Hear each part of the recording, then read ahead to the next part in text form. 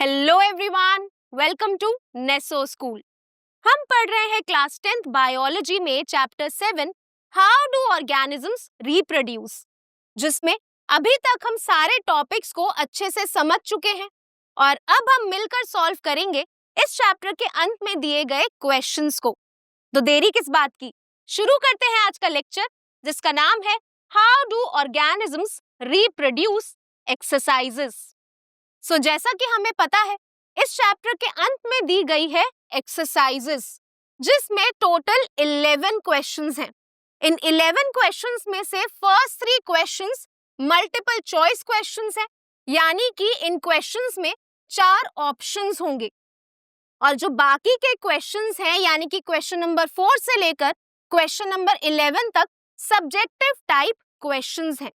तो चलिए मिलकर सॉल्व करते हैं इन 11 क्वेश्चंस को और शुरू करते हैं पहले क्वेश्चन के साथ, जिसमें पूछा गया है asexual reproduction takes place through budding in. इस क्वेश्चन में पूछा गया है कि एसेक्सुअल रिप्रोडक्शन बडिंग के थ्रू किस में देखा जाता है, जिसमें ऑप्शन ए है अमीबा, ऑप्शन बी है ईस्ट, ऑप्शन सी है प्लाज्मोडियम एंड ऑप्शन डी है लेशमैनिया। जैसा कि हमने टाइप्स ऑफ एसेक्सुअल रिप्रोडक्शन में समझा था, बडिंग एक टाइप ऑफ एसेक्सुअल रिप्रोडक्शन है जिसको परफॉर्म करता है एक यूनिसेलुलर ऑर्गेनिज्म जो है ईस्ट। ईस्ट एक टाइप का फंगस है जो बडिंग के थ्रू रिप्रोड्यूस करता है। इस क्वेश्चन का करेक्ट ऑप्शन है बी, ईस्ट। अब चलिए देखते हैं सेकंड क्वेश्चन। सेकंड क्वेश्चन में पूछा गया है Which of the following is not a part of female reproductive system in human beings? इस क्वेश्चन में पूछा गया है इन चारों ऑप्शंस में से ह्यूमन बीइंग्स में फीमेल रिप्रोडक्टिव सिस्टम का पार्ट कौन नहीं होता, जिसमें ऑप्शन ए है ओवरी, ऑप्शन बी है uterus, option C vas deferens and option D fallopian tube. जैसा कि हमने फीमेल रिप्रोडक्टिव सिस्टम के स्ट्रक्चर के बारे में समझा था, ये एक ऐसा सिस्टम है जो फीमेल बॉडी के अंदर प्रेजेंट होता है और इसके अलग अलग पार्ट्स होते हैं, जैसे कि ovary, uterus and fallopian tube. But जो वास डिफरेंस है वो फीमेल में नहीं, मेल रिप्रोडक्टिव सिस्टम में प्रेजेंट होता है। इस क्वेश्चन का करेक्ट ऑप्शन है option C, vas deferens. Vas deferens एक स्पर्म डक्ट है जो मेल रिप्रोडक्टिव सिस्टम का पार्ट होती है। अब चलिए देखते हैं नेक्स्ट क्वेश्चन क्या है। इस क्वेश्चन में पूछा गया है द एंथर कंटेन्स, यानी कि एंथर के अंदर क्या होता है। Option A sepals, option B ovules, option C pistil and option D pollen grains. जैसा कि हमने फ्लावर के स्ट्रक्चर में समझा था, फ्लावर के स्ट्रक्चर में होता है मेल रिप्रोडक्टिव सिस्टम, जिसका एक इंपॉर्टेंट पार्ट होता है एंथर। एंथर वो पार्ट है जो प्रोड्यूस करेगा पोलन ग्रेन्स। इस क्वेश्चन का करेक्ट ऑप्शन है डी, पोलन ग्रेन्स। चलिए देखते हैं नेक्स्ट क्वेश्चन क्या है। क्वेश्चन नंबर 4 है what are the advantages of sexual reproduction over asexual reproduction. इस क्वेश्चन में हमसे पूछा गया है कि सेक्सुअल रिप्रोडक्शन की एसेक्सुअल रिप्रोडक्शन के ऊपर क्या-क्या एडवांटेजेस हैं, क्या-क्या फायदे हैं। तो जैसा कि हम सेक्सुअल रिप्रोडक्शन के बारे में ऑलरेडी समझ चुके हैं, ये एक ऐसा प्रोसेस है जिसमें दो अलग-अलग इंडिविजुअल्स का डीएनए कंबाइन होता है, जिससे एक नया ऑफस्प्रिंग बनता है और उस ऑफस्प्रिंग के अंदर एक डीएनए का नया कॉम्बिनेशन देखा जाता है, जिसकी वजह से सेक्सुअल रिप्रोडक्शन से बने ऑफस्प्रिंग के अंदर बहुत सारी वेरिएशंस आती हैं। सेक्सुअल रिप्रोडक्शन एक ऐसा प्रोसेस है जिसमें दो अलग-अलग इंडिविजुअल्स का डीएनए कंबाइन होता है, जिसकी वजह से जो ऑफस्प्रिंग है उसमें अलग-अलग वेरिएशंस देखी जाती हैं और उन वेरिएशंस की मदद से जो स्पीशीज की एवोल्यूशन है, यानी कि जो विकास है, वो और ज्यादा स्पीड अप हो जाता है, फास्ट हो जाता है। लेकिन एसेक्सुअल रिप्रोडक्शन में सिर्फ एक इंडिविजुअल का ही डीएनए इन्वॉल्व होता है, जिस वजह से वेरिएशन तो आती है बट वो वेरिएशन बहुत ही छोटी होती है, स्मॉल होती है। सेक्सुअल रिप्रोडक्शन की एक बहुत बड़ी एडवांटेज ये है कि सेक्सुअल रिप्रोडक्शन की मदद से बहुत सारी वेरिएशंस आती हैं, जिसकी वजह से स्पीशीज का सर्वाइवल चांस इंक्रीज हो जाता है और एवोल्यूशन भी स्पीड अप हो जाती है, फास्ट हो जाती है। सो आई होप अब आपको क्लियर हो गई होंगी advantages of sexual reproduction over asexual reproduction. अब चलिए देखते हैं नेक्स्ट क्वेश्चन क्या है।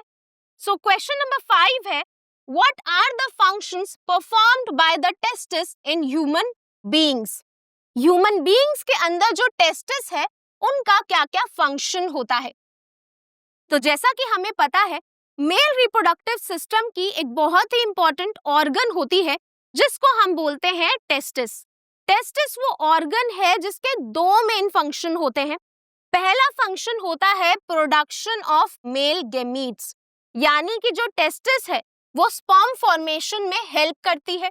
साथ ही इसका दूसरा फंक्शन होता है that it secretes male sex hormone. जो टेस्टिस है वो एक एंडोक्राइन ग्लैंड भी है, इसीलिए वो एक मेल सेक्स हार्मोन को सिक्रीट करती है जिसको हम बोलते हैं टेस्टोस्टेरॉन। टेस्टोस्टेरॉन वो हार्मोन है जो स्पर्म फॉर्मेशन को रेगुलेट करता है, कंट्रोल करता है, और साथ ही मेल्स में जो प्यूबर्टी के दौरान चेंजेस आते हैं, यानी कि जो सेकेंडरी सेक्सुअल कैरेक्टर्स डेवलप होते हैं, उनको डेवलप करने में भी हेल्प करता है। सो आई होप अब आपको क्लियर हो गया होगा टेस्टिस के दो मेन फंक्शंस क्या होते हैं। अब चलिए आगे बढ़ते हैं और देखते हैं next question. So question number 6 is, why does menstruation occurs? इस क्वेश्चन में पूछा गया है कि फीमेल्स के अंदर मेंस्ट्रुएशन क्यों होती है। तो जैसा कि हमने फर्टिलाइजेशन इन ह्यूमन बीइंग्स में समझा था, एवरी मंथ यानी कि हर महीने फीमेल में जो ओवरी है वो एक मैच्योर एग को रिलीज करती है, और साथ ही फीमेल में जो यूट्रस होता है उसकी लाइनिंग यानी कि जो एंडोमेट्रियम होती है वो थिक और स्पॉन्जी हो जाती है, जिससे फर्टिलाइजेशन के बाद जो फर्टिलाइज्ड एग है यानी कि जो एम्ब्रियो है उसको नरिशमेंट मिल सके। बट अगर फर्टिलाइजेशन नहीं होती तो उस मैच्योर एग का कोई काम नहीं होगा, और साथ ही जो यूट्रस लाइनिंग है जो थिक हुई है उसका भी कोई काम नहीं होगा, जिस वजह से अगर फर्टिलाइजेशन नहीं होती तो जो एग है वो डिजेनरेट हो जाएगा और जो यूट्रस लाइनिंग है वो ब्रेक डाउन होना शुरू हो जाएगी, और जब यूट्रस लाइनिंग ब्रेक डाउन होगी तो वो वेजाइना के थ्रू ब्लड और म्यूकस की फॉर्म में बाहर आएगी, और इस पूरे प्रोसेस को हम बोलते हैं मेंस्ट्रुएशन। सो फीमेल्स में मेंस्ट्रुएशन तब होता है जब फर्टिलाइजेशन नहीं होती। सो आई होप अब आपको इस क्वेश्चन का आंसर क्लियर हो गया होगा। अब चलिए आगे बढ़ते हैं और नेक्स्ट क्वेश्चन देखते हैं। So question number 7 is, draw a labelled diagram of the longitudinal section of a flower. So इस क्वेश्चन में हमसे बोला गया है कि फ्लावर का लॉन्गिट्यूडनल सेक्शन ड्रॉ करना है और साथ ही उसके अलग अलग पार्ट्स को लेबल भी करना है।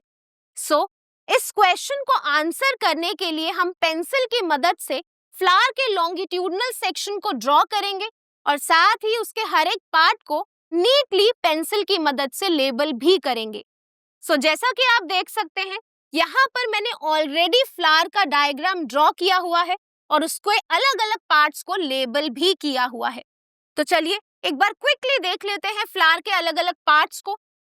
सो जैसा कि हमें पता है, फ्लावर में ग्रीन कलर्ड स्ट्रक्चर्स प्रेजेंट होते हैं जिनको हम बोलते हैं सेपल्स, और जो ब्राइटली कलर्ड स्ट्रक्चर्स होते हैं उनको हम बोलते हैं पेटल्स। पेटल्स ब्राइटली कलर्ड इसीलिए होते हैं जिससे वो इंसेक्ट्स को अपनी तरफ अट्रैक्ट कर सके पॉलिनेशन के लिए। इसके बाद फ्लावर का नेक्स्ट स्ट्रक्चर होता है मेल रिप्रोडक्टिव पार्ट, जिसको हम स्टेमन भी बोलते हैं। स्टेमन के दो पार्ट होते हैं। पहला पार्ट होता है एंथर, जिसके अंदर पोलन ग्रेन्स बनते हैं, और एंथर को उसकी पोजीशन पे होल्ड करके रखता है फिलामेंट। इसके बाद फीमेल रिप्रोडक्टिव पार्ट को हम बोलते हैं पिस्टल। पिस्टल के तीन पार्ट्स होते हैं। पहला पार्ट होता है स्टिग्मा, जिसके ऊपर पोलन ग्रेन लैंड करता है। सेकेंड पार्ट होता है स्टाइल, जिसमें पोलन ट्यूब जर्मिनेशन होती है, और थर्ड पार्ट होता है ओवरी। ओवरी के अंदर प्रेजेंट होता है ओव्यूल, जिसके अंदर प्रेजेंट होता है फीमेल गैमीट यानी कि एग सेल।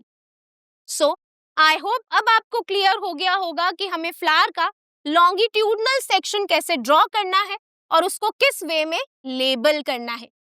अब चलिए आगे बढ़ते हैं और देखते हैं नेक्स्ट क्वेश्चन क्या है। So question number 8 is what are the different methods of contraception. इस क्वेश्चन में हमसे पूछा गया है कॉन्ट्रासेप्शन के अलग अलग मेथड्स क्या हैं। तो जैसा कि हमने रिप्रोडक्टिव हेल्थ में समझा था, कॉन्ट्रासेप्टिव मेथड्स वो मेथड्स हैं जो अनवांटेड प्रेगनेंसी को अवॉइड करने के लिए यूज किए जाते हैं। सो कॉन्ट्रासेप्टिव मेथड्स के 4 अलग अलग तरीके होते हैं, जिसमें पहला मेथड होता है बैरियर मेथड।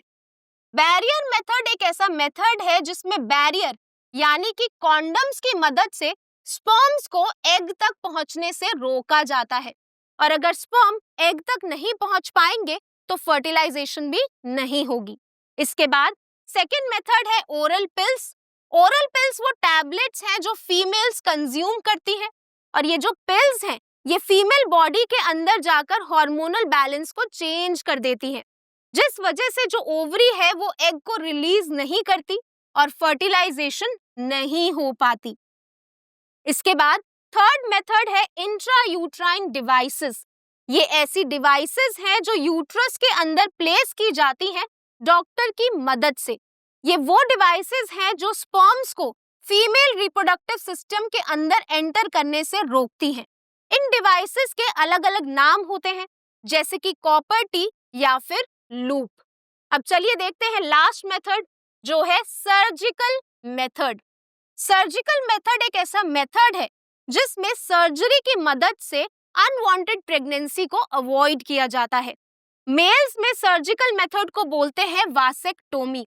इस मेथड में मेल्स में जो वास डिफरेंस होता है उसको कट करके टाई कर दिया जाता है, जिससे स्पर्म ट्रांसफर ना हो। फीमेल्स में सर्जिकल मेथड को बोलते हैं ट्यूबेक्टोमी। इस मेथड में फेलोपियन ट्यूब को कट करके टाई कर दिया जाता है, जिससे फेलोपियन ट्यूब ब्लॉक हो जाती है और ओवम यूट्रस तक नहीं पहुंच पाता, जिससे फर्टिलाइजेशन नहीं होती। सो ये 4 अलग अलग मेथड्स हैं जिससे अनवांटेड प्रेगनेंसी अवॉइड की जा सकती है। अब चलिए आगे बढ़ते हैं और देखते हैं नेक्स्ट क्वेश्चन क्या है। So question number 9 is how are the modes of reproduction different in unicellular and multicellular organisms. Multicellular organisms और यूनिसेलुलर ऑर्गेनिजम्स में मोड्स ऑफ रिप्रोडक्शन डिफरेंट कैसे है, चलिए डिस्कस करते हैं। तो जैसा कि हमें पता है, unicellular organisms asexual reproduction perform करते हैं, लेकिन जो मल्टीसेलुलर ऑर्गेनिजम्स हैं वो एसेक्सुअल और साथ ही सेक्सुअल रिप्रोडक्शन से भी रिप्रोड्यूस कर सकते हैं। अब जो यूनिसेलुलर ऑर्गेनिजम्स हैं वो एक ही सेल से बने हैं, इसीलिए जब उनको रिप्रोड्यूस करना होता है तो वो खुद के सेल को डिवाइड करते हैं, जिससे 2 या 2 से ज्यादा नए ऑर्गेनिजम्स बन जाते हैं।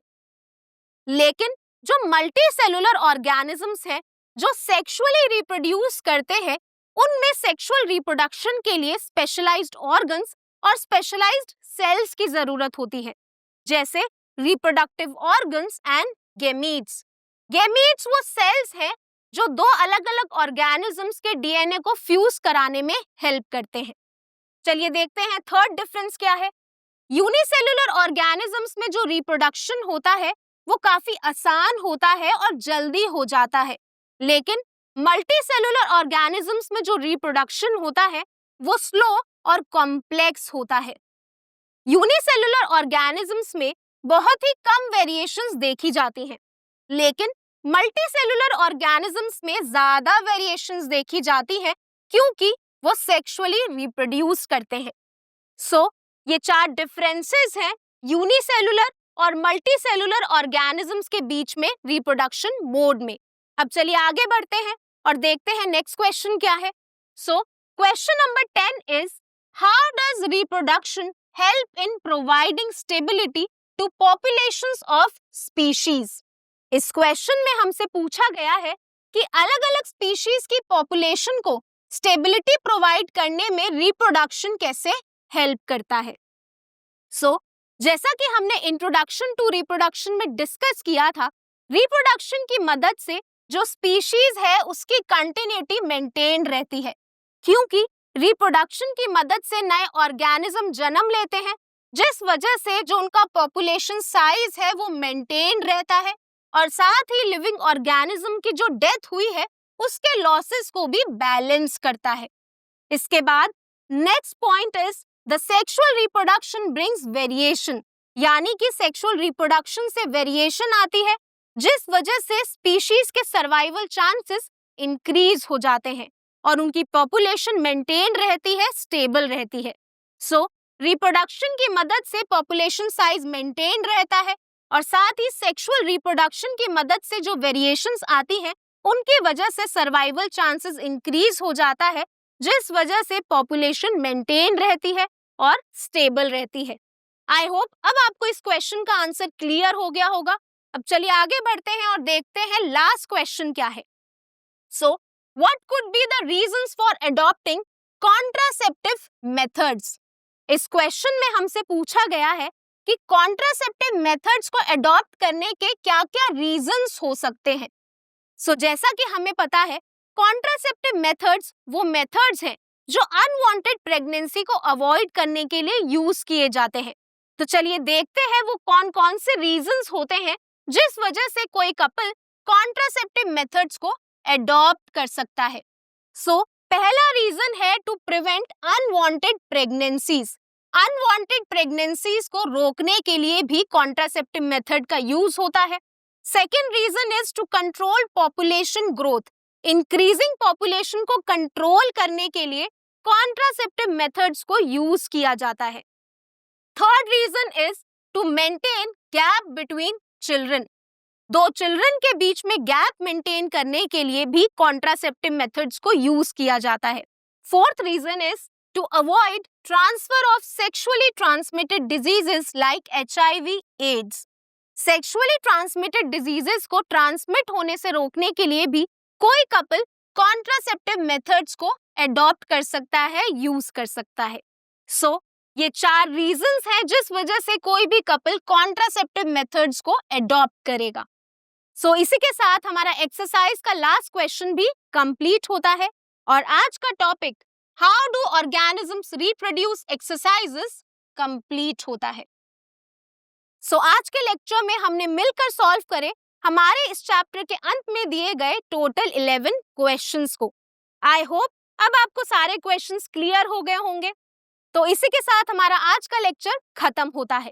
अब मैं मिलूंगी आपको नेक्स्ट लेक्चर में एक नए और इम्पोर्टेंट टॉपिक के साथ। Thank you.